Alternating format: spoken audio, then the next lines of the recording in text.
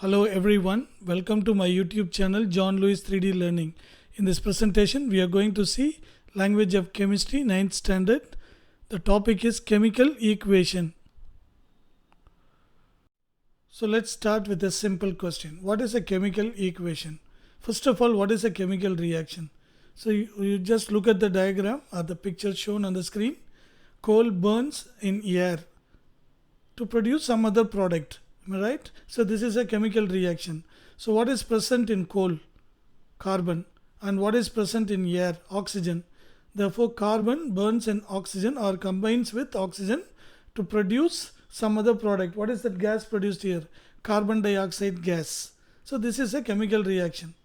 Coal burns in air to produce some other product. Is a chemical reaction.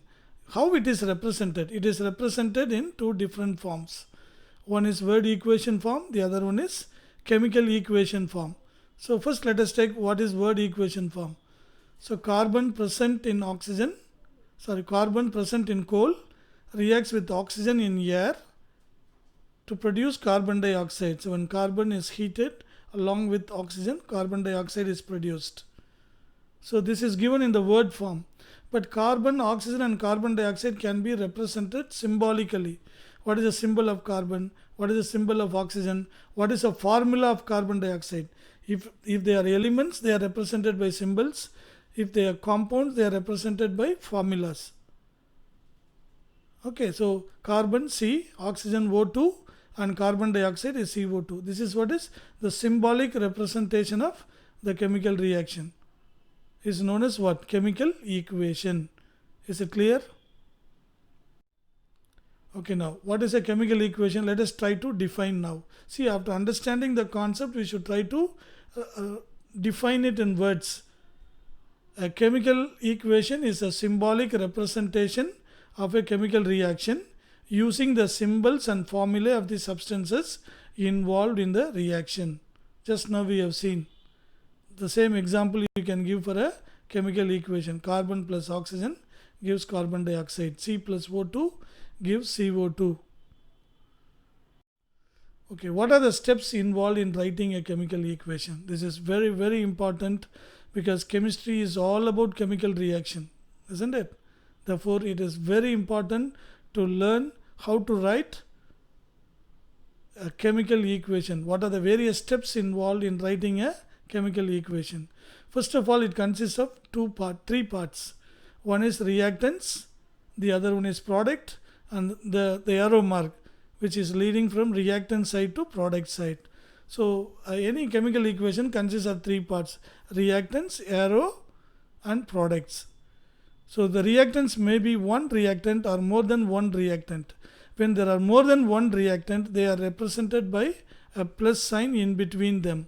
So reactant 1 plus reactant 2 gives. So these two react to give. That is why it is pointing towards product side. So the products also may be one or more than one. If there are more than one, they also represented by a plus sign in between them. So product 1 plus product 2. Clear? So if the reactants can be an element or a compound. If they are elements, they are represented by symbols. If they are compounds, that is represented by formulae. Same thing, products also may be an element or may be compound. If it is element, that is represented by symbol, and if it is compound, it is represented by formula. Okay, is it clear? So let's proceed now. So give an example for a chemical reaction. So let us take this one. Copper CuSO4 is copper sulfate plus NaOH is sodium hydroxide gives copper 2 hydroxide CuOH twice plus Na2SO4 sodium sulfate. So in the previous video lessons we have learned symbols, valencies, how to write the molecular formula of a compound. Even though they are written symbolically here using the symbols and formula, when we read, we have to read them in words. So you have to see CuSO4. Simply you cannot memorize CuSO4, am I right? So if you read them, copper 2 sulfate, you know what is copper symbol, what is the formula of sulfate, how they can combine to form this formula CuSO4. So that already we have learnt it. Okay, so that if not, please go to the previous videos where you learn how a molecular formula of a compound can be written, and then you come back and learn. Otherwise it is very, very tough to memorize all these things without knowing all those concepts.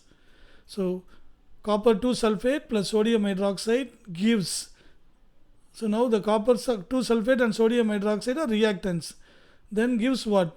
Copper 2 hydroxide plus sodium sulfate. So these two are products. Let's see one more example. Sodium plus water gives sodium hydroxide plus hydrogen.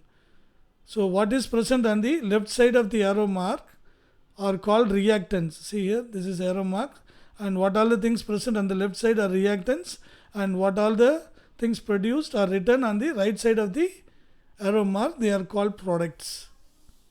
So what are the products in the first equation? Copper 2 hydroxide and Na2 is sodium sulfate, Na2SO4. So what are the reactants in the second reaction? Sodium plus water. Okay, so you should be able to answer anything, everything at any time. Okay. Next, how many reactants or products in a chemical equation? Is there any rule? Only this much reactant should be there and so many products should form. Is there any rule like that?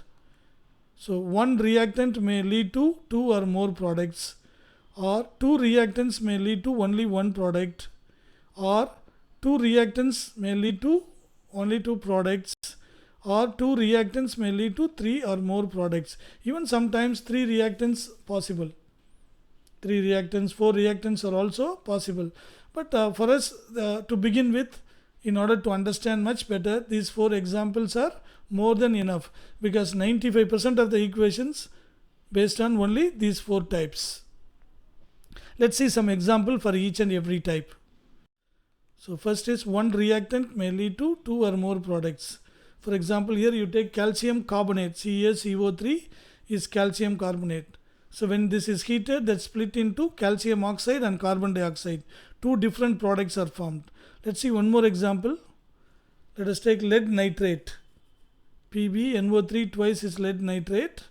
That gives lead oxide. PbO is lead oxide plus NO2 nitrogen dioxide plus O2 is oxygen. Here 3 different products are formed. So you may wonder, so what is that number? 2 in front of that lead nitrate and 2 in front of lead oxide and 4 in front of nitrogen dioxide.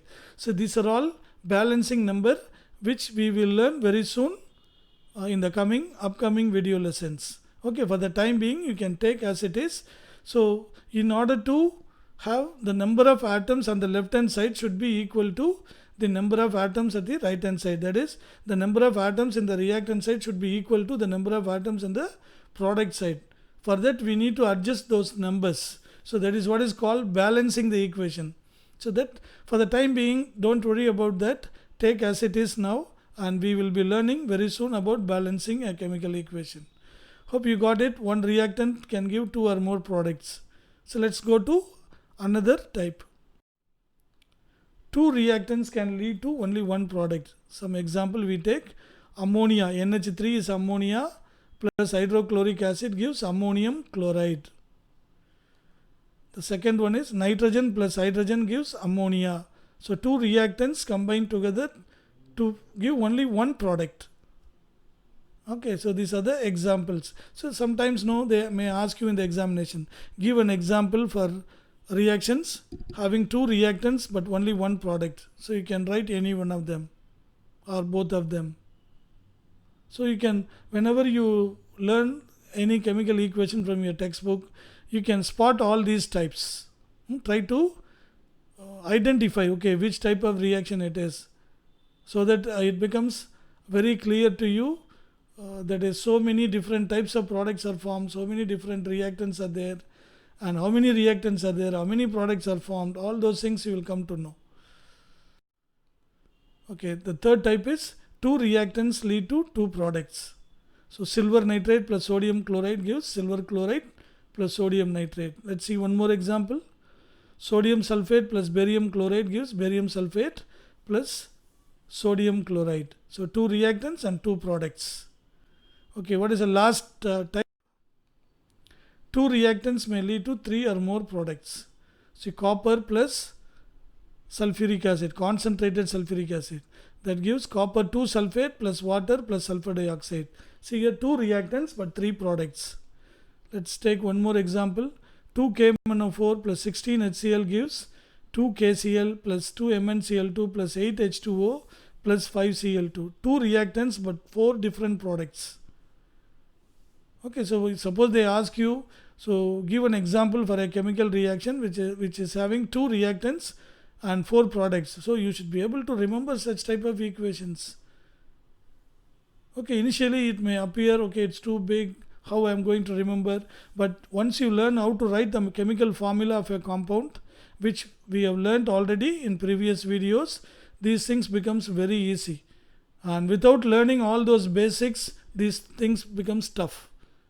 Okay, so learn the fundamentals very thoroughly, go through again and again, do lots of exercises from your textbook. So here what I am giving you is only the concept. Exactly what does it mean, how you can get the formulas correctly, how you can write the equations, all those things. But only with practice you can try to understand much better and remember everything for a longer period. Okay, let's see what is a skeleton equation. What is meant by a skeleton equation? See, for example, you take this one. KNO3 gives KNO2 plus O2. That is potassium nitrate. NO3 is nitrate. NO2 is nitrite. That gives potassium nitrite plus oxygen. So what is meant by skeleton? So the number of atoms on the left hand side may not be equal to number of atoms on the right hand side. That is what is known as skeleton equation. So let us see here. What are the elements present?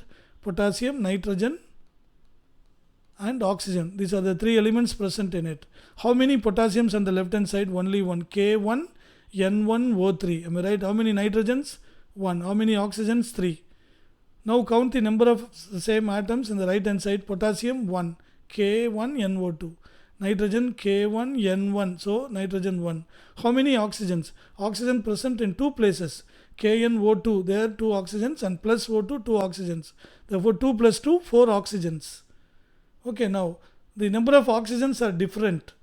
Even though potassium and nitrogen atoms are same, oxygen atoms are different. Number of oxygen atoms are different. Therefore, this is only a skeleton equation. Is it clear? All the elements should have the same number of atoms at the left hand side as well as at the right hand side. So now what is a balanced equation? Let us take the same equation. So we have put some number in front of potassium nitrate and potassium nitrite. 2 KNO3 gives KNO2 plus O2.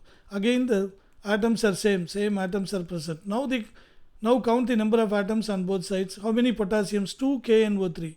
Therefore 2 K1, no? So therefore 2 into 1 is 2. And then how many nitrogen? 2 into 1 nitrogen. K1, N1. So N1 into 2 is 2. Then oxygen, 2 into 3, 6. And look at the right hand side. How many potassiums? 2. How many nitrogens? 2.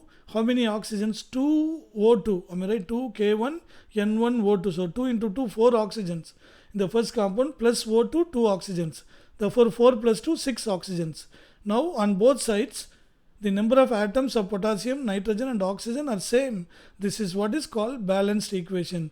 Only to get the balanced equation, we are putting some number in front of the formula of every compound in the equation. Is it clear?